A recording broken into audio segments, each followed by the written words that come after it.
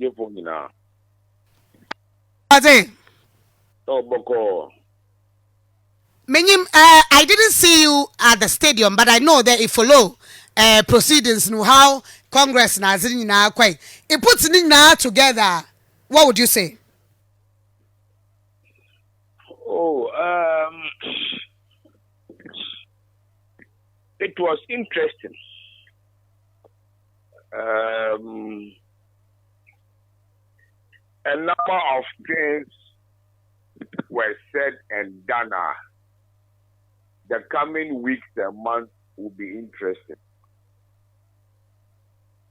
I'm sure you are talking about proceedings before the election itself, and Nyama Okodo, and Sama Opoe Abuan before the D-Day na Okoto Aban. You know.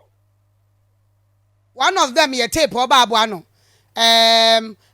General Secretary, Oba Abuano Bekade, NDC couldn't do coalition. In fact, election time in 5 regions, so do baby now one IT machine, so what's the age man? Now we break down. They couldn't gather anything. Now, for some powerful or a dictator. I don't know. Some believe that it did play against chairman of Oswampofu. Do you agree with that assertion? Yes, I agree. The tape had a short-term effect, but the long-term effect is there. And with the tape had come out to portray Oswampofu as an inefficient leader. But consequences for NDC moving forward is that one, at the time they went to the election petition, Asedu Ketia took the witness stand on oath. He lied. Also, based on our coalition, Akufo-Addo enya 50% plus 1. Now, 2 years later, down the line, almost 2 years later, you are now admitting in that audio there, the time NDC went to court, they had collated results in 5 of the 16 regions. Whether at that time he committed perjury or not is a different thing. 2, in his tape, in after Martin, he was still describing the Supreme Court as neglecting logic. It's the same Supreme Court which gave NDC victory in the election petition.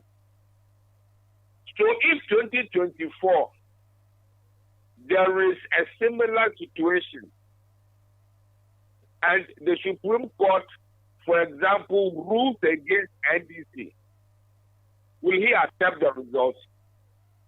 Well, explain it. They had pink sheets, but electronically, no problem. In fact, they also said that one court to go and challenge as MPP work on. Now, once someone was a court, it was about the fact that declaration that easy, Mami Jen Mensa no, it was different declaration showing there. Back now, chrono di record. And with there, in the telephone, Asedu Ketia explained why Mr. Chikasa wanted to bring the EC chair, which the Supreme Court refused. Because in 2012, one of the grand rules the Supreme Court put out, that if you claim there will be a 50% plus one, you bring your evidence. You place your evidence. You bring your evidence to the court. So in 2020, the Supreme Court expected the NDC to come with the basis for saying that Akufo-Addo did not get the 50% plus one. So when I said you per his own narration, on the results for 5 regions, on the Kama lawyers, yeah, he cannot go to court with results from 5 out of 16 regions. I was on the tape. Yes. So the time NDC went to court, they didn't have the evidence. So cleverly, Katu rather went to court with the hope that the Supreme Court will agree the EC chair and evidence. Then he will ask the EC chair to bring them the results. Clearly, moving forward, I said this Kashia's poster portrays it there. In the event that 2024 goes to court, they will not accept the results, whatever. Because in 2012, that EC gave NDC victory at the court, they relied on evidence, not logic, as he's saying. So in there, the Supreme Court disregarded logic and common sense. I think he spoke what the people wanted to hear. When the time comes, we'll see what he will do. But did you see this coming? In who the chairman of Swampofo was going to lose? No, I didn't. And when he spoke to me, I said there, I was basing my assessment on the results of the women and the youth elections in Cape Coast 5 days earlier. Yeah. It was because, for example, in the youth, a lot of leading members openly supported Roger Demfi, yet he lost. So my assessment was that if, in spite of such open endorsement, he lost her, then the mood of the delegates was that they were going to retain the officers who had moved them from 106 seats in 2016 to 137, and who had decreased Mohammed's loss of 1 million votes in 2016 to 500,000. Mm-hmm. Now, Asedu Petia won based on even as at the weekend still insulting the Supreme Court that they defied logic, they defied common sense. When NDC went to court in 2012, the Supreme Court didn't use common sense. They didn't use logic. They used evidence, which the NDC did not have. So moving forward, and on the basis of disregard for Supreme Court, what will he do? In the event that 2024, the NDC does not have evidence and the Supreme Court rules against NDC, will he tell NDC not to accept the Supreme Court ruling? Because that is the mood for which he won't convince you. And that is what MPP executive are saying there. What mana? What are the main elections, and especially with the tape Babuanon. But if NDC in the poster and so delegates in the poster now. it looks like they bought into what the tape was saying, that chairman of Oswampofo was weak. Some of them were saying that even in times where they needed him, election time where he has to go around, even in parliament where they were voting for a speaker, he was nowhere to be found. I don't know. You see, Asedu Ketia has set a dangerous trap for himself and the NDC. Think so? Yes. If in 2012 the Supreme Court ruled for NDC to be in power based on evidence, 2012 the Supreme Court ruled for the MPP based on evidence you did not have. And 2 years after, you are still saying that the Supreme Court disregarded common sense and logic. Since when the Supreme Court rulings come to be based on common sense and logic? It is the evidence you have. And your own tape indicts you that you did, at the time you went to Supreme Court, you had only resolved from 5 or 16 regions. It looks like he's taking the NDC down a path of, in the event that the case goes to court, if NDC does not win, let the country burn. Well, let's assess the other one winning, other winners: General Secretary, National Organizer, Vice Chairpersons, Chairwoman, and Chairman. And there were 2 men, Azoka and then Abanga. And then looking at General Secretary Fifi Kwete, beating Elvis Afriyankra, and then the others. How do you assess him moving forward as a General Secretary for NDC?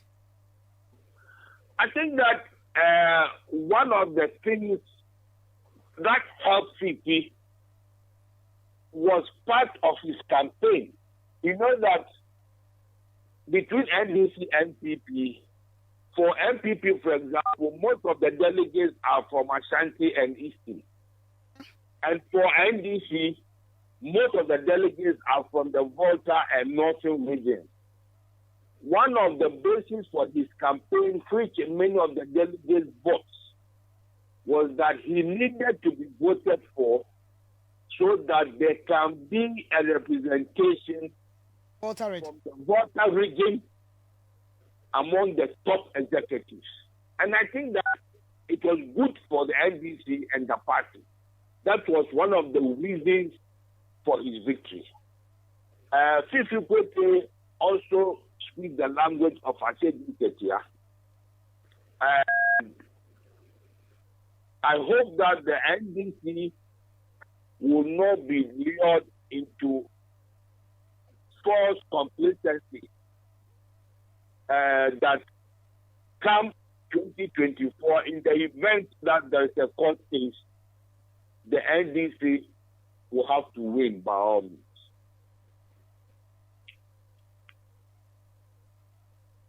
Looking at national organizer position, Joseph Yamin.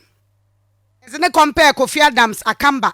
Yamin we beat Akamba, who was seen to be like he was out there. He organized walks, unity walks after they lost the elections. Nazinara, delegates still voted against him and gave it to Yamin.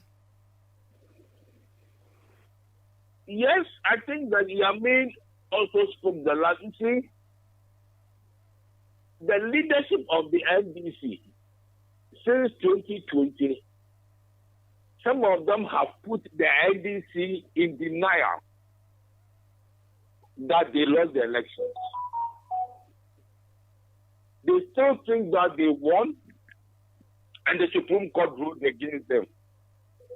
Maybe in their somber moments, they will listen to the tape again and see that their leaders deceived them. Because if you've not collated the event, the result, how can you calculate and say that Akufo-Addo didn't get 50% plus one. Without the results, how can you know that somebody didn't win? So, on sober reflection, yes, they've elected Asedun Ketia, but they will see and admit to themselves that they were deceived going to the Supreme Court. They were totally deceived. I get your point from there. My FM Kumasi, I'm sure would have a lot to talk about. But finally, Ibirika there, it looks like NDC voted for one wire wild kakra as against MPP voting for people who are a bit calmer. And elections 2024, I don't know how that will play out. Election is not about being wild. Election is about winning. And this country called Ghana is bigger than NDC and MPP. So I hope that people will take note. As time goes on, because now I'm sure after a while we'll know exactly what they're bringing on board to change NDC's fortunes. That's what they're saying. 2024. Uncle Benefson or a poster on the attending canon. Results nearby no my Maubi. Na ehunu dear call Yankasa.